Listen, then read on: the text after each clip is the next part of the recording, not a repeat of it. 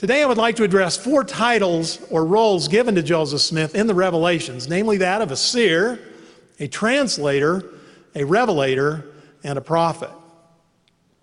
In the Book of Mormon, Ammon defined a seer as one who possessed a gift from God to translate ancient records. However, the seeric gift was not limited to translation, hence Ammon's additional statement that, quote, a seer is a revelator and a prophet also. Ammon further taught a seer can know of things which are past and also things which are to come, noting further that the gift of seership includes being able to understand mysteries and know all things, including that which is hidden or secret. In reality, the gift of seership is the greatest spiritual gift a person can have. No wonder when Ammon explained to King Limhi what a seer was, the king responded that a seer is greater than a prophet. Joseph Smith's role as a seer was known and prophesied of anciently. Joseph of Egypt, himself a gifted seer, prophesied that in the last days a choice seer would come through his lineage. That seer will the Lord bless, Joseph prophesied, specifically stating that his name shall be called after me. In actuality, a seer is a seer, particularly one who is entitled to see visions. Visions can take various forms, including a personal visitation or appearance of deity or heavenly angels. In another type of vision, the veil is lifted from a person's mind, and their spiritual eyes behold the things of God. This type of vision might be called a mind vision.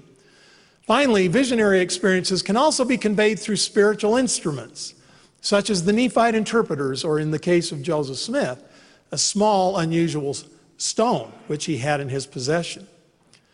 A number of years ago, I decided to explore the types of visions Joseph Smith had, as well as how many. And I was rather surprised when I discovered that documentation exists to show that he had over 70 visions. Most of these visions are not found in the standard works, but pervade the prophet's own history and the records kept by contemporaries who were present when a vision was received or when Joseph Smith spoke about his sacred communications.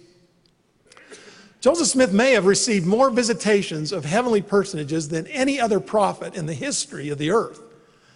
Certainly his most magnificent and doctrinally significant theophany occurred in the sacred grove in the spring of 1820, when the Father and the Son appeared and ushered in the opening of the latter-day dispensation.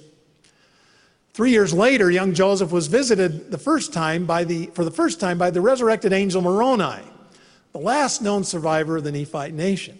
Thereafter, from September 1823 until July 1829, when Joseph Smith returned the plates, a period of nearly 6 years, Moroni appeared numerous times to the prophet, 22 of which can be documented, to help Joseph Smith receive the plates and to later provide additional instruction during the course of the translation. But Moroni was not Joseph's only spiritual teacher during these preparatory years. Statements by some of the prophet's contemporaries reveal that during his annual interviews with Moroni, the young seer was visited and taught by numerous ancient prophets and apostles. Joseph never mentioned who these angelic ministrants were, but John Taylor provided a few possible identities. He reported, when Joseph Smith was raised up as a prophet of God, Mormon, Moroni, Nephi, and others of the ancient prophets who formerly lived on this continent came to him and communicated to him certain principles pertaining to the gospel of the Son of God. Elder Taylor continued, the principles which he had placed him in communication with the ancient apostles and prophets, such men as Abraham, Isaac, Jacob, Noah, Adam, Seth, Enoch, and the apostles that lived on this continent, as well as those who lived on the Asiatic continent. He seemed to be as familiar with these people as we are with another. In the Wentworth letter, published in 1842, the prophet stated, after having received many visits from the angels of God, the angel of the Lord delivered the records into my hands. So although Moroni was Joseph Smith's main instructor during the annual interviews at the Hill Cumorah, the ancient Book of Mormon prophet also invited a number of very special guest visitors. Joseph Smith and Oliver Cowdery also testified of the personal appearance of John the Baptist, Peter, James, John, Moses, Elias, and Elijah, who appeared to confer priesthood authority and keys. The fact that both the prophet and Oliver were co-participants in these visitations gives additional testimony and credibility to the reality of these visionary experiences. A second category or type of vision is that of a mind vision. A distinguishing difference between a visitation vision and a mind vision is that in a visitation manifestation, a heavenly personage or personages is actually present. However, in a mind vision, no personages are present, even though they might be seen. A mind vision might also include being able to see scenes of heaven or past, present, and future events. The revelation comprising section 76 is an example of this type of manifestation. In their vision, Joseph and Sidney testified that they saw God the Father and Jesus Christ, but neither the Father nor the Son was actually present in the room when the prophet and Elder Rigdon were experiencing the vision. The two men also saw Lucifer's premortal rebellion and the conditions associated with the future inhabitants of the kingdoms of glory. What is interesting is the description given by the prophet and Rigdon of how the vision was received. They recorded, "The Lord touched the eyes of our understandings, and they were opened, and the glory of the Lord shone round about." What they were saying was that they saw things by their spiritual eyes as if they were literally seeing and experiencing it for themselves. It was so real to them that it was as if they were actually there. It would be something similar to what people experience when they watch a 3D movie in an IMAX theater, times 1 billion. Several years ago, I saw the IMAX movie Space Station 3D, and for 47 minutes, I sat mesmerized. The imagery was so real. It was almost as if I had been transported into space and was on board the International Space Station, 220 miles above the Earth. It wasn't until the credits appeared and the lights went up that I gained my senses and became aware that I was sitting in a movie theater. An impressive example of a mind vision comes from Zebedee Coltrane, an early church member who experienced an unusual vision with Joseph Smith and Oliver Cowdery. In 1834, while in New Portage, Ohio, the prophet requested Oliver and Zebedee go on a short walk with him. After finding a suitable place, Joseph requested they kneel and each pray in turn. After praying, the prophet said, "Now, brethren, we will see some visions." Joseph laid himself on the ground, and Oliver and Zebedee rested their heads on his outstretched arms. The heavens gradually opened, Coltrane recalled, and we saw a golden throne. And on the throne were two aged personages having white hair and clothed in white garments. These personages were the two most beautiful and perfect specimens of mankind he had ever seen. Joseph Smith said, "They were our first parents, Adam and Eve." Other examples of mind visions received by the prophet Joseph Smith include a vision of the temple location in Jackson County, Missouri, visions of the general features and designs of the Kirtland and Nauvoo temples, a vision of the pattern and organization of church councils and quorums, a visionary understanding of the ancient warrior Zelph, a vision of the post-mortal condition of the men who had died on Zion's camp, a vision of the Christian martyrs, and a vision of the common progenitors of a number of early church leaders. Several examples in scriptures demonstrate that ancient holy men often used divine instruments to receive revelation, including visions. The Book of Mormon makes it very clear that the religious leaders of the Jaredite and Nephite civilizations possessed sacred interpreters, which were originally given to the brother of Jared. Moroni, the last Book of Mormon prophet to possess the interpreters, included the instrument in the stone box, along with his plates and the sacred breastplate to assist the future translator. In addition to the interpreters, Joseph Smith also had in his possession what he generally referred to as the seer stone.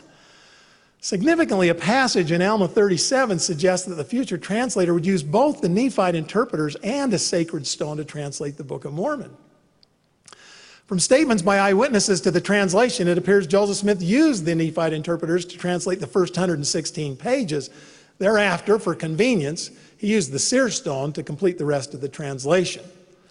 Both objects functioned in much the same manner, both instruments conveyed visionary transmissions, and both were later referred to by Joseph Smith as the Urim and Thummim. A number of Joseph Smith's earliest seeric visions were received by means of the seer stone. Joseph Knight Sr. remembered the prophet sharing an incident regarding the seer stone that took place in September 1826 during the prophet's third annual visit to the Hill Cumorah. Knight indicated that during the 1826 interview with Moroni, Joseph was told that he would receive the plates the following year if he brought the right person with him to the hill. Confused, Joseph asked Moroni, "Who is the right person?" The answer was, "You will know." Then he looked in his stone and found it was Emma Hale. Joseph understood what he needed to do. A few weeks later, he traveled to Harmony to request Emma's hand in marriage from her father, Isaac Hale. However, Isaac opposed the marriage, and because of his opposition, Joseph and Emma eloped and were married in January 1827. In accordance with Moroni's instructions, the following September, when the prophet went to retrieve the plates at the hill, Emma accompanied her husband in the wagon. The account given by Knight illustrates that it was made known to Joseph Smith by means of a visionary experience using the seer stone that he was to marry Emma. As a side note, I'm sure many young single adults would wish they could have their own seer stone to help them see who they should marry. It certainly would make the dating and courtship process a lot easier. Upon receiving the plates, breastplate, and Nephite interpreters in September 1827, Joseph developed a special affinity for the interpreters, which he called spectacles. Joseph Knight Sr. was at the Smith home in Palmyra when Joseph returned from the hill Cumorah and remembered conversing with the prophet about the sacred relics the morning after he obtained possession of them. "It is 10 times better than I expected," Knight remembered the prophet as saying. "He seemed to think more of the glasses than he did of the plates," wrote Knight, "for," says he, "I can see anything. They are marvelous." David Whitmer recalled that when Joseph first put on the spectacles, his entire past history was revealed to him. This experience, Whitmer believed, helped the young seer recognize the greater supernatural power God had given him. When discussing Joseph Smith's role as a translator, many only associate the prophet with his role in the translation of the Book of Mormon. However, he successfully translated at least 3 additional ancient texts. In discussing the translation of the Book of Mormon, many individuals have questioned how Joseph Smith was able to translate the gold plates. After all, he had no understanding of Reformed Egyptian. No one did. Yet he successfully dictated a remarkably coherent, inspiring text. Although a number of eyewitnesses to the translation process left statements regarding what they observed of the mechanics of the translation, the prophet remained silent on how the interpretation of the Egyptian-like characters was actually transmitted. In an 1831 meeting, Hiram Smith requested that the prophet tell some of the details regarding the translation and coming forth of the Book of Mormon, but Joseph announced that it was not intended to tell the world all the particulars of the coming forth of the Book of Mormon, and that it was not expedient for him to relate these things. On several other occasions, when questioned on the subject, Joseph Smith replied that the translation was done by the gift and power of God. So what did he mean? Simply put, the Book of Mormon translation was revealed to him by divine revelation. It was a revelatory experience, one that for him was difficult to put into words. Some might question whether or not the translation provided by Joseph Smith is accurate or even true. In response to that inquiry, I would cite the following statement from a revelation directed to David Whitmer in June 1829. It is one of the most powerful declarations in all Scripture. And he, that is Joseph Smith, has translated the book, even that part which I have commanded him, and as your Lord and your God liveth, it is true. In a November 1841 entry in the Prophet's Manuscript History, Joseph Smith said, "I told the brethren that the Book of Mormon was the most correct of any book on earth, and the keystone of our religion, and a man would get nearer to God by abiding by its precepts than any other book." But what did the prophet mean when he said that the Book of Mormon was the most correct book? Many have interpreted that to mean the Book of Mormon is the most correct book in terms of doctrine. Could I suggest that what the prophet may have actually been saying was that the English translation of the Book of Mormon was the most correct of any translated text? Why? Because the translation was given by revelation. And if it was given by revelation from God, it was correct. In discussing Joseph Smith's role as a translator, it appears he also translated an ancient New Testament text written by John the Beloved. While the prophet and Oliver Cowdery were engaged in the translation of the plates, they frequently conversed on a number of subjects, and on one occasion they reported a difference of opinion arose regarding whether John the Beloved had died or whether he had been permitted to remain on the earth, a subject not clarified in the last verses of the last chapter in John. To settle the matter, the prophet inquired and received section 7. Significantly, the heading of this revelation in the 1833 Book of Commandments states that the revelation was, quote, translated from parchment written and hid up by himself, namely John. The English text that Joseph Smith received on this occasion was likely received in a manner similar to the Book of Mormon translation, and could therefore be considered another translated work provided by the prophet. 3 months after the organizational meeting of the church, Joseph Smith began what would be one of his most significant contributions to the Restoration: the production of an inspired revision of the Bible, or what is more commonly known as the Joseph Smith translation, or simply the JST. This endeavor occupied much of his time from June 1830 until July 1833, a period of just over 3 years. The process of revising the text of the King James Bible constituted what Joseph Smith considered to be the means by which many plain and precious things which had been incorrectly translated, excluded, or extracted from the Bible would be restored. While the JST is not a translation from one language to another in the common use of the term, nonetheless it can be considered a translation, since the prophet provided a new and different text from that of the King James translators. Joseph Smith made changes, additions, and insertions to approximately 3,400 verses, or roughly 11% of the 31,100 verses that make up the biblical text. The 1979 edition of the LDS Bible included approximately 600 JST verses or passages. Most appear in the footnotes, while longer passages are located in the appendix. It should be noted that a few additional JST entries not included in the 1979 edition have recently been added in the 2013 edition. However, the 600 JST entries in the LDS King James Bible do not include the 356 verses that make up the Book of Moses, or the 55 verses that comprise Joseph Smith Matthew and the Pearl of Great Price, which total an additional 411 verses. If we include the Moses and JST Matthew 24 text, over 1,000 JST verses or passages are included in our scriptures, representing roughly 30%, or just under 1/3 of the JST text. Mention could be made of literally hundreds of contributions made by the Joseph Smith translation. The following are just a few examples from Genesis. In the Bible, the Genesis material on Enoch covers a mere 6 verses. However, the JST includes 117 verses on Enoch, adding numerous important details about Enoch's life and his ministry, what he preached, including an account of Adam's baptism, the righteousness of the city of Zion, and the fact that the inhabitants of the holy city were translated or taken up into heaven. Joseph Smith's added knowledge and understanding of Enoch affected him profoundly, as evidenced by the fact that one of his main lifetime objectives was to gather the saints and establish a Latter-day Zion community and society patterned after that of the ancient noble patriarch. Joseph Smith also made a significant addition to the scriptural text in Genesis chapter 14, adding 16 verses about Melchizedek and the powers associated with the higher priesthood, information not found elsewhere in the Bible or in the Book of Mormon. A similar contribution appears in Genesis 50, where the prophet added 15 verses containing a marvelous prophecy of Joseph of Egypt, in which he describes the future missions of Moses, Aaron, and Joseph Smith, and even mentions each one by name. The text known as the Book of Abraham is another translated work produced by Joseph Smith. In July 1835, church leaders in Kirtland purchased 4 Egyptian mummies, 2 scrolls, and several papyrus fragments from Michael Chandler. Joseph Smith's interest in the collection stemmed from his observation that one of the rolls contained the writings of Abraham, another the writings of Joseph.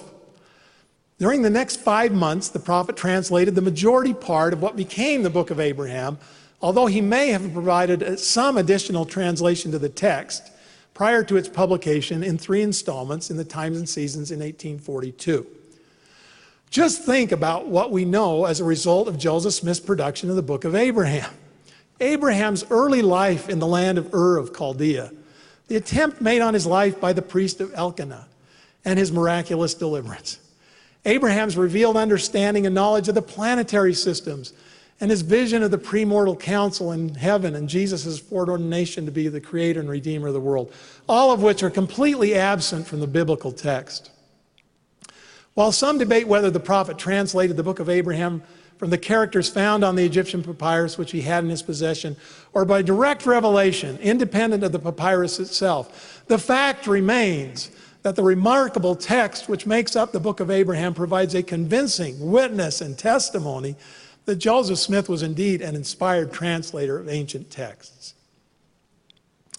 In discussing Joseph's role as a revelator, I do so in the context of the revelations that were actually written down or transcribed and identified by him as being revelatory documents.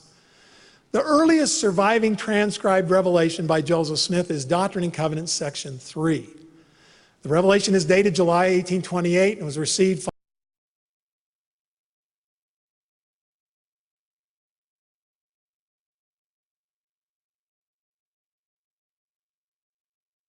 116-page manuscript of the Book of Mormon by Martin Harris. The transcription of this revelation, clear and powerful in content and tone, must have bolstered the 22-year-old prophet's confidence that he could indeed receive and record divine instruction. Thereafter, until his death in June 1844, Joseph Smith was the recipient of a steady and continuous flow of divine revelatory communication. The Doctrine and Covenants contains 138 sections. All but 4 bear the revelatory stamp of Joseph Smith. 4 sections are composite revelations, originally composed from 2 to 5 separate revelations. 5 sections were extracted from letters dictated by the prophet. At least 8 sections were given through the Nephite interpreters of the seer stone, while 1 section was given by means of an audible heavenly voice. 2 sections contain answers to questions about passages in the book of Revelation and Isaiah. 1 section is the dedicatory prayer of the Kirtland Temple, while another describes the appearance of Christ, Moses, Elias, and Elijah in the Kirtland Temple the week following the dedication. 2 sections are visions of heavenly realms, with the exception of section 102, which is composed of the minutes of the first High Council meeting. The revelations in the Doctrine and Covenants are similar in spiritual voice and expression.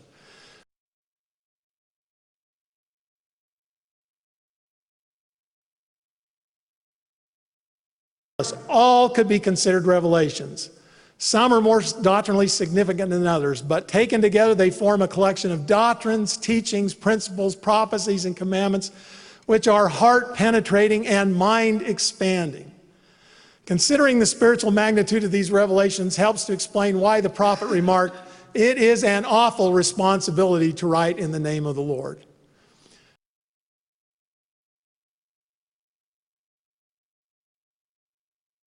Smith also understood that the source for the revelations was Jesus Christ. Speaking of the revelations, the Lord said, "These words are not of men, nor of man, but of me. Wherefore you shall testify they are of me, and not of man. For it is my voice which speaketh them unto you, for they are given by my Spirit unto you." Such a statement explains why the prophet said, "I never told you I was perfect, but there is no error in the revelations which I."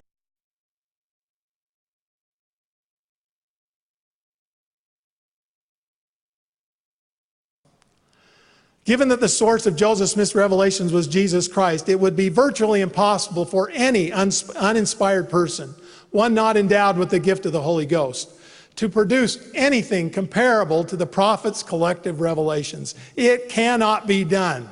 Even if that individual were the most gifted, intelligent, knowledgeable, cerebral theologian, religious scholar, or academic, they could not do it. Some have assumed that the Doctrine and Covenants constitutes all of Joseph Smith's known revelations.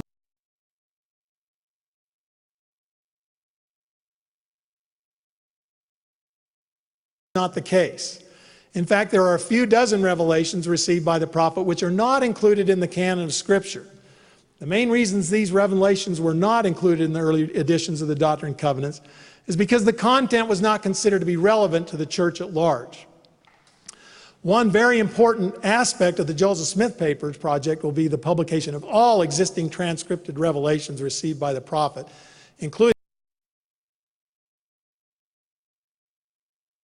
covenants.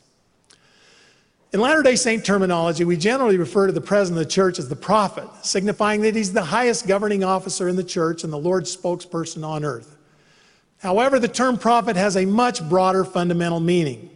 A prophet is a teacher, Elder John A. Woodsoe wrote. That is the essential meaning of the word. He teaches the gospel revealed by the Lord to man, and under inspiration explains it to the understanding of the people. He is an expounder of truth. In Joseph Smith's day, those not spiritually discerning may have been unimpressed by his demeanor or discourse, but to the faithful, God-fearing, his private counsel comforted their souls, and his public sermons stirred their hearts. On April 6, 1837, Wilford Woodruff, on hearing the prophet preach in the Kirtland Temple, wrote the following entry in his journal. President Joseph Smith, Jr. arose and addressed the congregation for the term of 3 hours, clothed with power, spirit, and the image of God. He unbosomed his mind and feelings in the house of his friends. He presented many things of vast importance to the minds of the elders of Israel. Oh, that they might be written upon our hearts as with an iron pen, to remain forever, that we might practice them in our lives. That fountain of light, principle, and virtue that came forth out of the heart and mouth of the prophet Joseph, whose soul like Enoch swelled wide as eternity, I say, such evidences presented in such a forcible manner ought to drive into oblivion every particle of unbelief from the minds of hearers. For such language, sentiment, principle, and spirit cannot flow from darkness. Joseph Smith, Jr. is a prophet of God raised up for the deliverance of Israel, as true as my heart now burns within me while I am penning these lines, which is as true as truth itself. The Joseph Smith collection